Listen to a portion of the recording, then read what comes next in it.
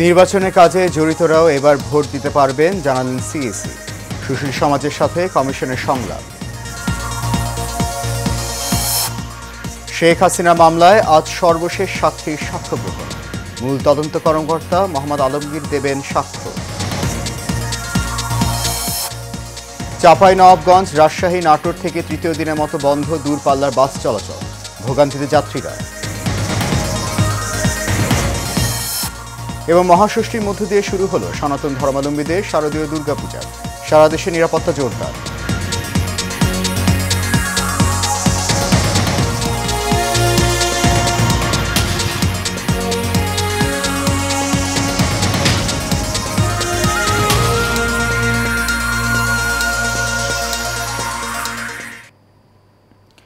সবাইকে স্বাগত জানাচ্ছি এশিয়ান নিউজে। আপনাদের সাথে আছি আমি সৈয়দ মাহিউজ্জামান মুখর। শুনছেন বিআরবি কেবল ইন্ডাস্ট্রিজ লিমিটেড সংবাদ শিরোনাম। যাচ্ছে পুরো খবরে। আসন্ন জাতীয় সংসদ নির্বাচন সুষ্ঠু ও গ্রহণযোগ্য করতে নির্বাচন কমিশন প্রতিশ্রুতিবদ্ধ বলে জানিয়েছেন প্রধান নির্বাচন কমিশনার এএমএম নাসিরউদ্দিন। সুশীল সমাজের প্রতিনিধি দলের সঙ্গে নির্বাচন কমিশনের সংলাপে এমনটা জানান তিনি। সিএসি বলেন, নির্বাচনের প্রস্তুতিতে এগিয়ে গেছে কমিশন। দেশ সুষ্ঠু ও গ্রহণযোগ্য নির্বাচন করতে নির্বাচন কমিশন প্রতিশ্রুতিবদ্ধ। এএমএম নাসিরউদ্দিন বলেন, দেশে যারা নির্বাচনের কাজে থাকেন তারা ভোট দিতে পারেন না। এবার সবার ভোটের ব্যবস্থা করা হবে। এটি একটি মাইল ফলক। গাজীপুর মহানগরীর টঙ্গীতে একটি রাসায়নিকের গুদামে ভয়াবহ অগ্নিকাণ্ডে ৩ জন ফায়ার ফাইটার সহ ৪ জনের মৃত্যুতে গভীর শোক ও সমবেদনা প্রকাশ করেছেন অন্তর্বর্তী সরকারের প্রধান উপদেষ্টা প্রফেসর ডক্টর মোহাম্মদ ইউনূস। এক শোক বার্তায় প্রধান উপদেষ্টা বলেন, অগ্নিকাণ্ডে জীবন রক্ষার মহৎ দায়িত্ব পালন করতে গিয়ে ৩ জন সাহসী ফায়ার ফাইটার সহ ৪ জন প্রাণ হারিয়েছেন। এটি একটি হৃদয় বিদারক ঘটনা। প্রধান উপদেষ্টা নিহতদের আত্মার শান্তি কামনা করেন এবং শোক সন্তপ্ত পরিবারের প্রতি গভীর সমবেদনা জানান। শেরপুরে রাষ্ট্রীয় মর্যাদায় খন্দকার জান্নাতুল নাইমের দাফন সম্পন্ন হয়েছে। শনিবার রাতে নকলা উপজেলার গৌরদার ইউনিয়নের খন্দকার বাড়ির পাশে পারিবারিক কবরস্থানে রাষ্ট্রীয় মর্যাদায় দাফন করা হয় শহীদ খন্দকার জান্নাতুল নাইমকে। টঙ্গীর সাহারা মার্কেটে ভয়াবহ অগ্নিকাণ্ডে দগ্ধ হয়ে জাতীয় বার্ন অ্যান্ড প্লাস্টিক সার্জারি ইনস্টিটিউটে চিকিৎসাধীন অবস্থায় তিনি মারা যান। এর আগে বাড়ির পাশের মাঠে মরদেহে পুষ্পস্তবক অর্পণ করে শ্রদ্ধা জানায় উপজেলা প্রশাসন ও ফায়ার সার্ভিস। গত ২২ সেপ্টেম্বর টঙ্গীর সাহারা মার্কেটে আগুন নেভাতে গিয়ে কেমিক্যাল বিস্ফোরণে দগ্ধ হন তিনি। ২৭ সেপ্টেম্বর সকালে রাজধানী বার্ন ইনস্টিটিউটে চিকিৎসাধীন অবস্থায় শেষ নিঃশ্বাস ত্যাগ করেন তিনি।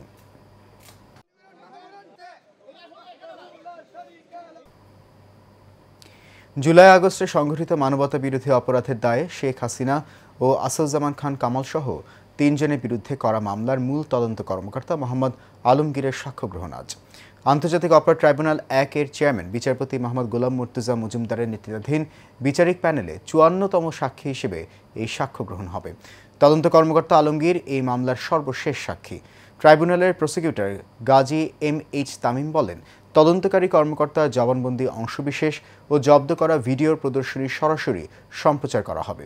এর আগে ২৪ সেপ্টেম্বর এই মামলার ২২তম দিনের সাক্ষ্য গ্রহণ ও জেরা শেষ হয়।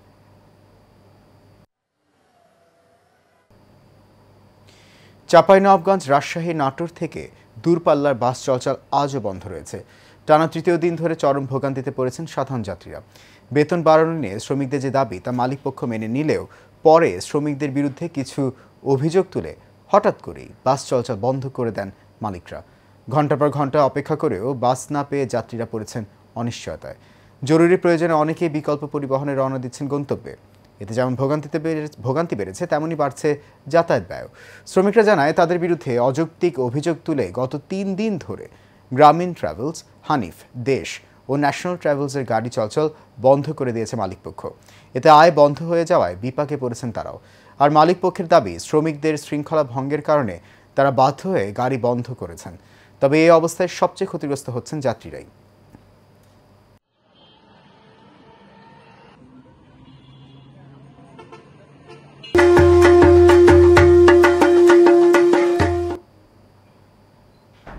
এবার শারদীয় দুর্গোৎসবের খবর। মহাষষ্ঠীর মধ্য দিয়ে আজ দেশের সনাতন ধর্মাবলম্বীদের সবচেয়ে বড় উৎসব দুর্গাপূজা শুরু হয়েছে। সকাল থেকেই রাজধানীর ঢাকেশ্বরী জাতীয় মন্দির সহ সারা দেশের মন্দিরে দেবী দুর্গাকে বরণের আয়োজন চলছে। ধূপধুঞ্চি, পঞ্চপ্রদীপ আর ঢাকের বাদ্যের তালে আসনে অধিষ্ঠিত হবেন দেবী দুর্গা। বোধনের ঘট স্থাপনের মধ্য দিয়ে দুর্গাপূজার মূল আনুষ্ঠানিকতা শুরু হবে। বিস্তারিত শেখ সোহাগের রিপোর্টে।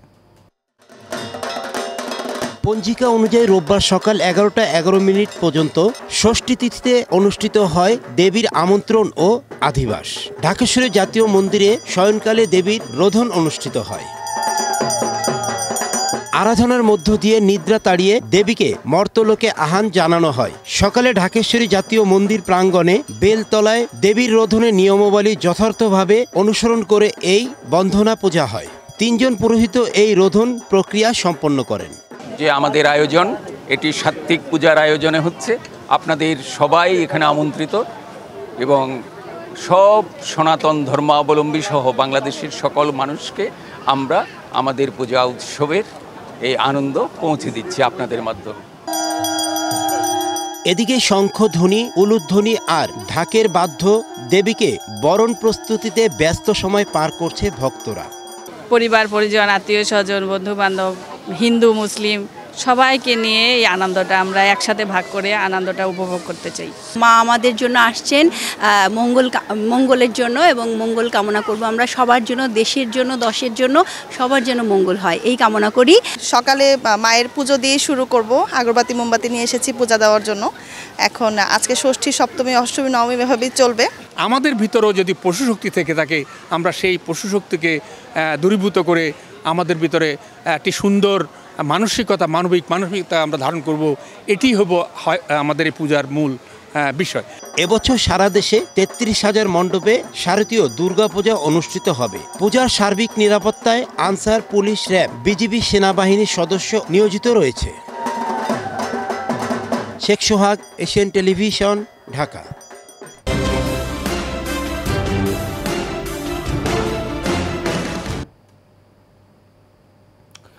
ভাগ্য পরিবর্তনের আশায় মালয়েশিয়ায় গিয়ে কম বেতনে কোম্পানিতে কাজ না করায় নির্মম অত্যাচারের শিকার হয়েছে এক যুবক। অত্যাচারের ভিডিও পাঠিয়ে পরিবারের কাছ থেকে নেওয়া হয়েছে 32 লাখ টাকা মুক্তিপণ। তবে টাকা দিলেও এখনও নিখোঁজ ছেলে। এতে দুশ্চিন্তায় পরিবারের সদস্যরা। এ বিষয়ে পুলিশ বলছে তদন্ত করে ব্যবস্থা নেবেন তারা। কেরানীগঞ্জ থেকে নাসিরউদ্দিন টিটুর পাঠানোর প্রতিবেদন। বিস্তারিত জানাচ্ছেন রাশেদ আকন। কেরানীগঞ্জের আতাসুর এলাকার বাসিন্দা সোহাগ মিয়া দীর্ঘদিন মালয়েশিয়ার সিজার সোনি আজম নামের বাংলাদেশি এক ব্যবসায়ের মালিকানাধীন জাজিরা SDM কোম্পানিতে শ্রমিক হিসেবে কাজ করেন। সম্প্রতি বেতন ভাতা নিয়ে ঝামেলা শুরু হয়। সোহাগ কাজ ছেড়ে দেওয়ার ঘোষণা দিলে তাকে আটকে রেখে করা হয় নির্যাতন। ভিডিও কলে মারধরের দৃশ্য দেখিয়ে পরিবারের কাছে চাওয়া হয় মুক্তিপণ। মালয়েশিয়া ইকুতে আমার ছেলের সিরা শুনি আটকাইয়া, আজম সিরা শুনি আটকাইয়া বাইন দেয়, তারপরে এসে মনে করেন ওই রুল দিয়ে বাইরে আর আমার ভিডিও কল দেখায় যে 50 লক্ষ টাকা দিবি, না দিলে তোর ছেলেরে মারিয়ে লেমু, নাহলে পুলিশের চালান করে দিবি। ভিডিও কলে মারধর করছে, ওখানে ওর এই অবস্থা, তো আঙ্গ তো টাকা দিতে হইব, ওখানে আমার ভাই তো বাঁচাইতে হইব। এরপরে জিঞ্জিরা ইসলামী ব্যাংকে যাইয়া পরে আমরা টাকা পাঠাইছি। ছেলের এমন করুণ পরিণতি দেখে ভিটেমাটি বন্ধক রেখে মুক্তিপণ বাবদ 22 লাখ টাকা মালয়েশিয়াতে পাঠানো হয় তাদের ব্যাংক হিসাবে। তাতেও মুক্তি মেলেনি ছেলেকে ফিরে পেতে ফের 10 লাখ টাকা দিলেও এখনো সন্ধান মিলছে না তার। বিভিন্ন দাদানা করে আমি মনে করেন টাকা সিরাজ শনিরে 22 লাখ টাকা পাঠাই। 22 লক্ষ টাকা পাঠানোর পরে 4 দিন পরে 10 লক্ষ টাকা নেয়। এই আমার বাগনাগত নেই, আমার বাগনারা চকবাজার তো নেই, ব্যবসার টাকা না 10 লাখ টাকা দেয়। 10 লাখ টাকা দেওয়ার পরে আমার ছেলের কোনো খোঁজ খবর পাই নাই। এ ঘটনায় ভুক্তভোগী পরিবার থানায় লিখিত অভিযোগ দায়ের করলে পুলিশ বলছে বিষয়টি তদন্ত করা হবে। এটা অভিযোগ করছে, ওটা কালকে রাত্রে করছে, তো অভিযোগটা ওরা তদন্ত করতেছে, দেখা যাক কি হয়। পরিবারের সচ্ছলতার আশায় দেশ থেকে প্রবাসে গিয়েও প্রতারণার শিকার হচ্ছে এমন বহু পরিবার। দ্রুত ছেলেকে ফিরে পেতে সরকার ও প্রশাসনের কাছে দাবি জানায় ভুক্তভোগী পরিবার। Rashed Akon, Asian television. বগুড়ার শিবগঞ্জ উপজেলার তালিবপুর গ্রামে জমি নিয়ে বিরোধ চলছে। প্রতিপক্ষ পলাশ ও আব্দুল হামিদ জমি বেদখল করার ষড়যন্ত্র করছে বলে অভিযোগ উঠেছে। এ বিষয়ে ভুক্তভোগী পরিবার শিবগঞ্জ থানায় অভিযোগ দায়ের করেন। শিবগঞ্জ উপজেলার কৃষ্ণপুর মৌজার জমি আবু বক্কর সিদ্দিক কাসু তার স্ত্রী উম্মে বেগমের নামে দলিল করে দেয়। জমির কাগজপত্র ভুক্তভোগীদের পক্ষে রয়েছে, কিন্তু প্রতিপক্ষ পলাশ ও আব্দুল হামিদ জমিটি তাদের বলে দাবি করে বিভিন্নভাবে হয়রানি করে আসছে। এটা আগে আপনার 35 সূত্রে ওনারা এভাবেই খাচ্ছিল, যেভাবে 3টে ভাগ করা আছে 3 ভাগে খাচ্ছিল। খাওয়ার পরে আপনার এই জায়গায় দলিল সৃষ্টি হয়েছে। দলিল সৃষ্টি হওয়ার পরে এখন যার যে পজিশন সেইভাবে সেই পজিশন ভাবে নিয়ে এই জায়গা তারা দখল করেছে। আইনেতে যার জমি ওই সাইডে পড়ছে তাকে সেখানে মাপিয়ে দেওয়া আছে। হ্যাঁ, আমরা এই থানা অভিযোগ দেওয়া আসলো, অভিযোগ দিয়ে 2 তরফে ডাকছে, 3 তরফে কি যাওয়ার পরে ওখান থেকে ডিসিশন দিয়েছে যার যে পজিশন সেখানে তারা বাইর করে নেওয়া। আমি আইনত নিয়ে আমি যা বলছি, আইনত যদি ওখানে জমি না পাই, আইনত যদি আমি ওখানে জমি না পাই তাহলে আমি নেবো না। সেদিন অভিযোগ দেওয়ার পর দারোগা যখন কয়া দিয়েছে তখন আছে ওই হিসেবে ওরা দারোগা কয়া যায় আপনার সাইডে আপনার নাম। 31 দফা বাস্তবায়ন হলে দেশে সুশাসন ও জনগণের অধিকার প্রতিষ্ঠিত হবে বলে মন্তব্য করেছেন বিএনপি জাতীয় নির্বাহী কমিটির সদস্য ডক্টর মোহাম্মদ জালাল উদ্দিন। চাঁদপুরের মতলব উত্তর উপজেলায় 31 দফা বাস্তবায়নের লক্ষ্যে ঘরে ঘরে জনে জনে উঠান বৈঠক অনুষ্ঠানে তিনি সব কথা বলেন।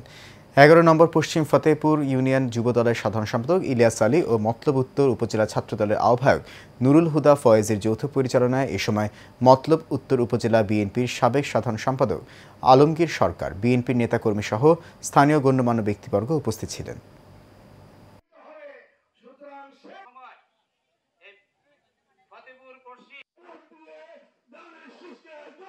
এই নেতা যদি বাংলাদেশে আপনারা যদি ক্ষমতা দেন, তাকে রাষ্ট্র প্রদান করেন, আমি কথা দিতে পারি এই রাষ্ট্রের চেহারা ইনশাআল্লাহ উন্নত হবে, এ ঘরে ঘরে শান্তি আসবে।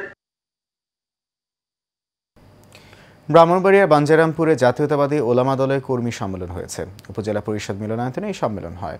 সম্মেলনে উপজেলা ওলামা দলের আহ্বায়ক নির্বাচিত হন মাওলানা সিদ্দিকুর রহমান এবং সদস্য সচিব কারি ইঞ্জিনিয়ার ফয়সাল আহমেদ অভি। পৌর ওলামা দলের আহ্বায়ক নির্বাচিত হন মাওলানা মোবারক হোসেন এবং সদস্য সচিব মাওলানা বিল্লাল হোসেন মামুন। অনুষ্ঠানের প্রধান অতিথি ছিলেন উপজেলা বিএনপির সভাপতি কৃষিবিদ মেহেদী হাসান পলাশ। বিশেষ অতিথি ছিলেন উপজেলা বিএনপির সাধারণ সম্পাদক AKM ভিপি মুসা।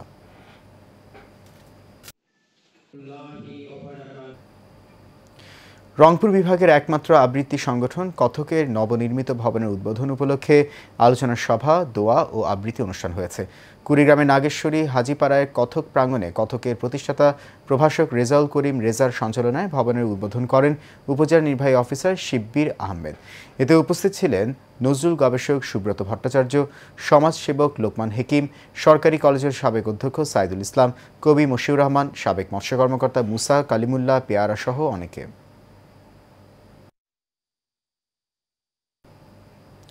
বরগুনার বালিয়াতলী ইউনিয়নের জেলখানা, চৌমুহনী বাজারে রাস্তাঘাট সহ প্রান্তিক জনগোষ্ঠী জীবনমান উন্নয়নের দাবিতে মানববন্ধন হয়েছে। এতে বক্তব্য রাখেন বালিয়াতলী ইউনিয়নের ভারপ্রাপ্ত চেয়ারম্যান মোহাম্মদ মনিরুজ্জামান, ইউনিয়ন বিএনপির সদস্য সচিব মোহাম্মদ আক্তারুল ইসলাম, যুগ্ম আহ্বায়ক মোহাম্মদ ইউনুস, সোনালী স্বপ্ন যুব সংসদের উপদেষ্টা মোহাম্মদ হেমায়েত উদ্দিন খান, সমাজসেবক মুজাম্মেল হক, ফারুক হাওলাদার, মিজানুর রহমান, ইব্রাহিম খলিল, সাধারণ সম্পাদক মোহাম্মদ আরিফ হোসেন।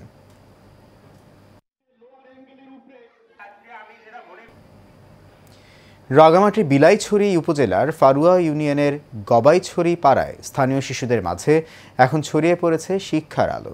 সেনাবাহিনীর 34 ইঞ্জিনিয়ার কনস্ট্রাকশন ব্রিগেডের উদ্যোগে গবাইছড়ি পাড়ার শিক্ষার আলোকে ছড়িয়ে দিতে নির্মাণ করা হয় শিক্ষা প্রতিষ্ঠান। বিদ্যালয়ে প্রথম থেকে পঞ্চম শ্রেণীতে 44 জন শিক্ষার্থী শিক্ষা গ্রহণ করছে। শিক্ষার্থীদের বই ও প্রয়োজনীয় শিক্ষা সামগ্রী সরবরাহ করার পাশাপাশি স্কুলের শিক্ষকদের প্রতি মাসে মাসিক বেতন 34 ইঞ্জিনিয়ার কনস্ট্রাকশন ব্রিগেড কর্তৃক প্রদান করা হচ্ছে। দুর্গাপূজা ঘিরে ফ্যাসিবাদী শাসনামলের মতো কেউ যাতে কোনোভাবে সাম্প্রদায়িক সম্প্রীতি বিনষ্ট করতে না পারে সেই বিষয়ে সতর্ক থাকার আহ্বান জানিয়েছেন বিএনপির ভারপ্রাপ্ত চেয়ারম্যান তারেক রহমান। শারদীয় দুর্গোৎসব উপলক্ষে সামাজিক যোগাযোগ মাধ্যমে ভিডিও বার্তায় এই শুভেচ্ছা প্রকাশ করেন তিনি। বিস্তারিত মণ্ডল এনামের রিপোর্টে। সনাতন ধর্মাবলম্বীদের সর্ববৃহৎ ধর্মীয় উৎসব শারদীয় দুর্গাপূজা উপলক্ষে বাংলাদেশ সহ বিশ্বের সব হিন্দু সম্প্রদায়কে শুভেচ্ছা জানাতে এই ভার্চুয়াল বার্তা পাঠিয়েছেন বিএনপির ভারপ্রাপ্ত চেয়ারম্যান তারেক রহমান। ওই ভিডিও বার্তায় তিনি বলেন, নিরাপত্তা বিঘ্নিত হতে পারে এমন যে কোনো অপচেষ্টা বিষয়ে সজাগ থাকতে হবে আইনশৃঙ্খলা বাহিনীকে।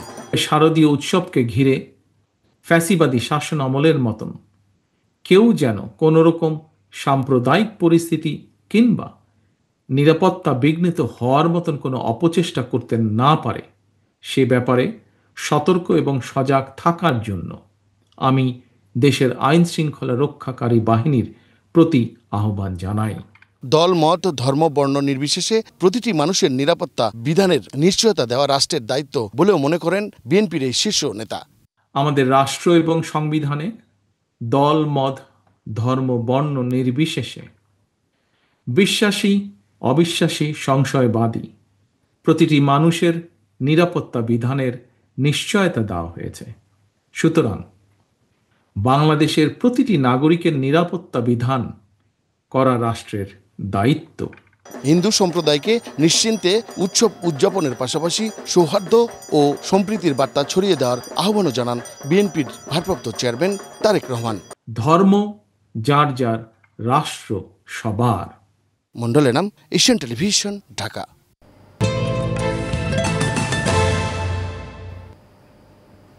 এবার বিনোদনের সংবাদ। ব্যর্থতা মানে শেষ হয়ে যাওয়া নয়, ব্যর্থতা মানে আবার নতুন করে শুরু করা। এই স্লোগানে অন্ধকারে আলো চলচ্চিত্রের শুভ মুক্তি উপলক্ষে আনন্দগণ মহরত অনুষ্ঠান ও সংবাদ সম্মেলন হয়েছে। অক্সফোর্ড ইন্টারন্যাশনাল স্কুল ভবনের সেমিনার কক্ষে এর আয়োজন করা হয়। এতে অংশ নেয় সাংবাদিক, চলচ্চিত্র পরিচালক, নাট্য অভিনেতা, অভিনেত্রী সহ বিভিন্ন শ্রেণী পেশার মানুষ। সমাজে বর্তমান প্রেক্ষাপটে অন্ধকারে আলো ছবিটি আকাশ জমিন ব্যানারে নির্মিত। প্রযোজনা করেন মীর লিয়াকত আলী, পরিচালনায় ছিলেন আনোয়ার সিরাজি। অনুষ্ঠানে উপস্থিত ছিলেন বিশিষ্ট চলচ্চিত্র পরিচালক দেওয়ান নজরুল, আবু মুসা দেবু সহ অনেকে।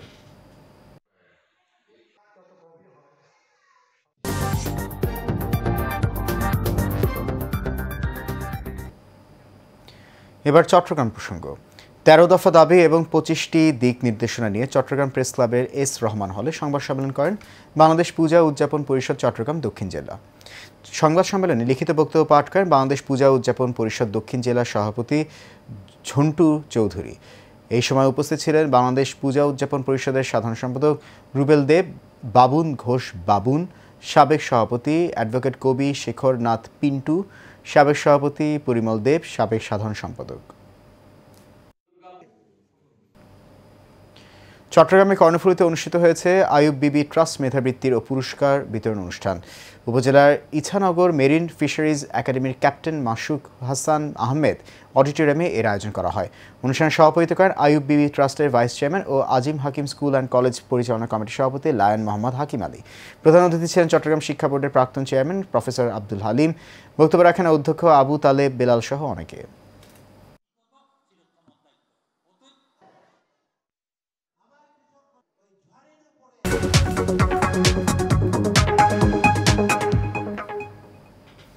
এবার বাণিজ্য সংবাদ। চীনের পরিচিত আর্থিক সেবার প্রতিষ্ঠান টপপে বাংলাদেশে তাদের কার্যক্রম শুরু করেছে। গুলশান 1-এ টপপের অফিসে উদ্বোধনী অনুষ্ঠানের মাধ্যমে তাদের আনুষ্ঠানিক যাত্রা শুরু হয়। এই উদ্যোগ বাংলাদেশের গ্রাহকদের জন্য সহজ, ঝামেলাহীন ও সুবিধাজনক মোবাইল কেনার সুযোগ করে দেবে। উদ্বোধনী অনুষ্ঠানে টপপে মোবাইল ব্র্যান্ড ওপ্পো, রিয়েলমি ও ওয়ানপ্লাসের সঙ্গে অংশীদারিত্বের ঘোষণা দেয়। এতে গ্রাহকরা সহজ কিস্তিতে বিভিন্ন ব্র্যান্ডের ফোন কিনতে পারবেন এবং চাইলে নিয়মিত ডিভাইসও আপগ্রেড করতে পারবেন। এ সময় টপপের সিইও চেন ফেই বলেন, তারা ইতিমধ্যেই 350 কোটি টাকা বিনিয়োগ করেছেন এবং আগামী কয়েক বছরে আরও 2500 কোটি টাকা বিনিয়োগ করার পরিকল্পনা আছে।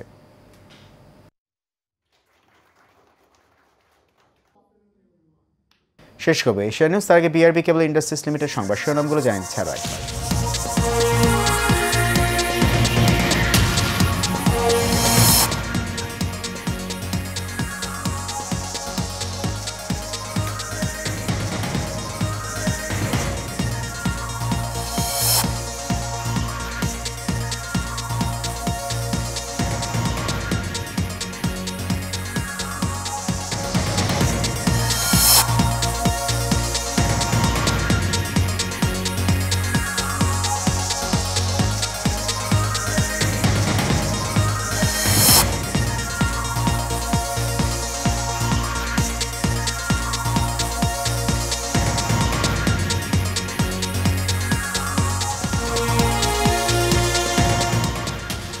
এশিয়া নিউজ এ পর্যন্ত। আমাদের পরবর্তী সংবাদ দেখার আমন্ত্রণ রইল। এতক্ষণ সঙ্গে থাকার জন্য অনেক ধন্যবাদ সবাইকে।